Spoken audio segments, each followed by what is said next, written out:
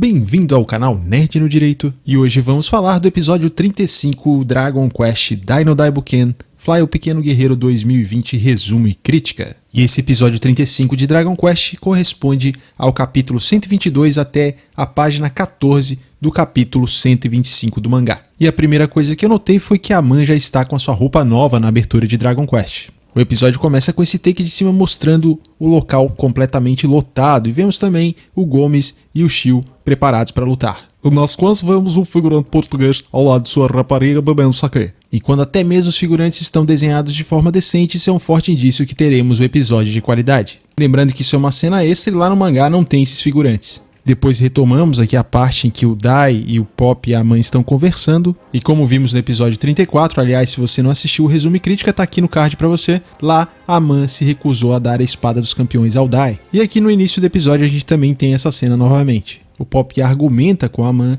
que o Baran tem um poder de destruir o mundo e que ele quer eliminar a humanidade. Mas o Dai está usando o poder do Cavaleiro do Dragão para o bem. E por isso o Pop quer que o Dai possa fazer frente ao Baran. E aqui nessa parte do Pop eu destaco que o anime conseguiu fazer uma boa adaptação e ser melhor do que o mangá, porque é mais objetiva a fala do Pop e faz mais sentido do que a fala do mangá. Enquanto o Pop estava conversando com a Man, o Dai interfere colocando a mão sobre o ombro do Pop. E o Dai fala pra Man que a intenção dele não é derrotar o Baran, e sim mostrar ao Baran que o ideal dele não está correto. E o fato do Dai ter sido criado pelo Brass, treinado pelo Avan e participado de batalhas ao lado de seus amigos tornou ele uma pessoa melhor. E o Dai diz que por isso ele precisa da espada dos campeões para fazer frente à lâmina do dragão e mostrar que os ideais de seu pai estão errados. Dai ainda complementa que se um dia parecer que ele vai usar a espada de modo errado, a Man pode dar um murro na cara dele. E assim o Dai acaba conseguindo fazer a Man sorrir. A mãe explica que ela foi surpreendida porque foram muitas coisas de uma vez só que ela ficou sabendo, mas agora ela vai ganhar a espada pro Dai. E assim todos concordam felizes e unem suas mãos. Em relação do mangá, é um pouco diferente esse diálogo, mas mais uma vez o anime acertou na adaptação. Na sequência todos vão assistir a luta do Shio e torcer por ele. E já vemos o Shio caindo no chão após levar um soco do Gomes. O Shio dá uma de durão e diz que só a mãe e o mestre deram tanto trabalho pra ele, mas ele só lutou com os dois até hoje. O Gomes ri e diz para o Shio parar de dar uma de machão. Mas o Shio ainda banca uma de bonzão e fala que vai usar o seu golpe mortal. O Pop não bota muita fé, mas a Man acaba falando como se fosse realmente um golpe incrível. Vemos então a música ali como se realmente o Shio fosse imitar e ele parte pra cima do Gomes girando o braço em alta velocidade. Mas o Gomes só dá um soco e consegue nocautear o Shio. E o nosso figurante português comemora com a sua garota. Aliás, um salve pra você que é de Portugal. Vemos o Pop fazendo esse comentário clássico de filmes de artes marciais. Enquanto o Dai comenta que o Shio não é muito forte, a Man diz que ele deu o seu melhor. Na sequência vemos Shio e os outros na enfermaria enquanto o Shio reclama por ter perdido a luta e a Man diz que descobriu a fraqueza dele. E aqui a Man foi um pouco mais cruel do que no mangá, ela diz que o Shio é um rato gordo, então seus membros são curtos. O que acaba rendendo um momento cômico nesse episódio. Dai e Pop comentam que a falta de alcance é um problema para um artista marcial e o Shio acaba chorando no colo da Man. Dai, Shio e Pop ficam na arquibancada e aí o Dai tenta consolar o Shio. Mas o Shio reclama dizendo que acabou de receber a sentença de morte para um artista marcial. E o Dai tenta novamente confortar o Shio dizendo que dá pra lutar dando cabeçada em encontrões e que o Shio tem força pra isso. Mas o Shio retruca dizendo que isso não é legal pra um herói e o Dai acaba concordando. Shio diz que entrou no torneio pra ser legal e que ele precisa ser legal pra Man. E o Pop acaba censurando o Shio, dizendo que ele é um monstro audacioso. Então o Shio e o Pop acabam tendo um momento engraçado discutindo um com o outro. A discussão acaba com 2 moedas de ouro e depois um soco na cabeça do Shio. E por fim, o Pop ali segurando o Shio que tenta atacá-lo, mas não consegue alcançá-lo. E eu confesso pra vocês que eu gostei dessa cena, achei ela bem divertida. Em seguida vemos a Man confiante e motivada indo para sua próxima luta. E com apenas uma joelhada ela nocauteia seu adversário. Em seguida ela enfrenta o feiticeiro, desvia dos seus ataques e arremessa ele para fora da arena. Já em outra luta das preliminares, vemos a Man girando um cara e arremessando ele para muito longe, demonstrando que a força da Man é realmente muito doida. Após as preliminares, vemos os 8 lutadores finalistas, e a Man é a única mulher que está entre eles. E tem um cara vestido de fantasma que não sabem se ele é forte, o que me chamou tanta atenção, e eu imagino já quem seja, quem que você acha que é. Em relação a essa parte do torneio, é um tanto diferente do mangá, lá passa muito rápido as preliminares e aqui a gente teve cenas da Man lutando, que eu achei bastante legal esse acréscimo no anime. A Man continua bastante determinada a conseguir a espada pro Dai, e vemos o rei de Romulus reconhecendo a Man, e ele pergunta pelo Zanza. e ele é anunciado pelo narrador para falar sobre as regras dali pra frente. O Zanza elogia a todos, fala um pouco ali e no final ele fala que os 8 serão base do futuro exército demoníaco. Os lutadores ficam irritados e o Zanza fala que acabou a brincadeira, então ele faz uma espécie de domo envolver todos os lutadores e ficarem presos dentro dele. No mangá o Zanza fala um pouco mais e também faz uma espécie de um sorteio em que cada um tira uma letra e essas letras formam a palavra Game Over e a Man acaba descobrindo isso antes deles serem pegos. Aqui acho que ficou bem melhor dessa forma mais objetiva. Zanza revela sua verdadeira identidade e que ele é filho do Zaboeira e é estudioso místico. E o Zanza revela que o verdadeiro objetivo dele com o torneio era reunir humanos muito poderosos que poderiam se opor ao exército demoníaco e também usar eles como cobaia para transformá-los em hiper-humanos. O rei de Homos fica revoltado por ter sido enganado e o Zanza diz que já era e os 8 lutadores já são dele e que ele vai tirar a vida do rei de Homos. E assim Zanza prepara o seu feitiço para atacar o rei de Homos e matar a todos que estão com ele. Zanza lança o seu ataque causando uma explosão e uma fumaça escura. A plateia fica com medo. A fumaça se dissipa e vemos que Dai com a sua capa defendeu o ataque. O Dai diz que não vai deixar o exército demoníaco se safar dessa e pede ao Pop para proteger o rei. O rei de Homos chama o Dai pelo nome e o Zanza fica surpreso ao ouvir o nome do Dai. Dai vai para a frente do Zanza e diz que vai ser seu oponente, enquanto o Zanza constata que Dai é o herói. E com isso ele constata que talvez possa matar 3 coelhos com apenas uma cajadada.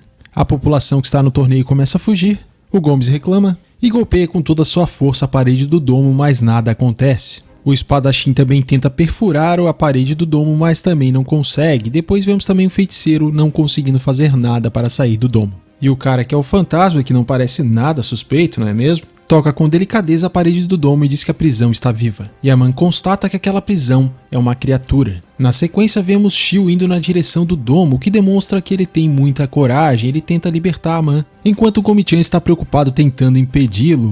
O Zanza ataca o Shio e manda ele tirar as mãos sujas da bioprisão. E por pouco o Shio escapa porque o Gomi-chan estava puxando ele. O Zanza chama o Shio de rato de esgoto, o Shio fica um tanto ofendido e o Zanza diz que ele não serve nem como cobaia, então acaba tentando atacá-lo novamente. Mas enfim, nosso herói toma uma atitude e parte para cima do Zanza. E o ataque que era para ser lançado para matar o Shio acaba sendo lançado contra o Dai e o Dai consegue absorver o ataque usando o seu poder da aura dracônica. Dai pede que o Gomi e o Shio se juntem ao Pop e aqui é um pouco diferente do mangá. O Dai manda que o Zanza solte a Man e os outros, mas o Zanza ignora e fica muito empolgado ao ver o poder do Cavaleiro do Dragão. O Dai fica sem entender e o Zanza fala que está feliz porque o objetivo de sua pesquisa é alcançar o poder de um Cavaleiro do Dragão. Então o Zanza lança alguns ataques contra o Dai e o Dai parte para cima dele. Zanza ainda parece tranquilo mesmo sendo atacado pelo Dai e continua revelando seu plano. A Legião Mística é muito forte em poder mágico em relação às outras legiões, mas eles são fracos em vitalidade e também em força.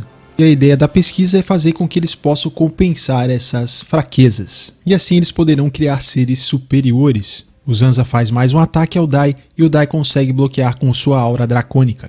E vemos que o Dai na verdade tem um pouco de dificuldade até conseguir dissipar totalmente o ataque do Zanza. Em seguida os dois ali ficam conversando e o Zanza termina de revelar todo o seu plano. E o Dai diz que não vai permitir. E o Zanza incentiva o Dai a ficar brabo para ele lutar. E que o Dai é a cobaia perfeita, um espécime para criar um monstro como o Baran. O Dai ao ouvir essas palavras se enfurece e começa a liberar o poder da sua aura dracônica.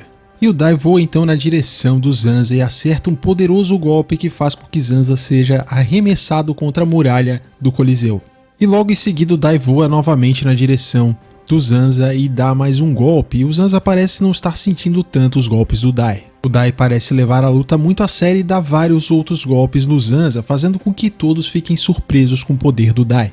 Mas o Pop em pensamentos demonstra a sua preocupação, dizendo pro Dai não perder o controle e usar toda a sua energia, porque o Zanza parece ter algo escondido. O Dai continua a atacar enquanto o Zanza só se defende. Em seus pensamentos ele diz que pode vencer se esse é o melhor que o Dai pode fazer. O Dai então acerta um soco no estômago do Zanza e também um soco no rosto, fazendo com que ele caia no chão com muita força, mas vemos que o Dai já está ofegante e cansado. O rei de Homos diz pro Dai finalizar a luta, mas o Pop percebe que tem algo estranho e que o Dai também percebeu isso, afinal de contas o poder do Cavaleiro do Dragão é tão grande que ele consegue destruir montanhas, mas parece que o Zanza não está sofrendo nada.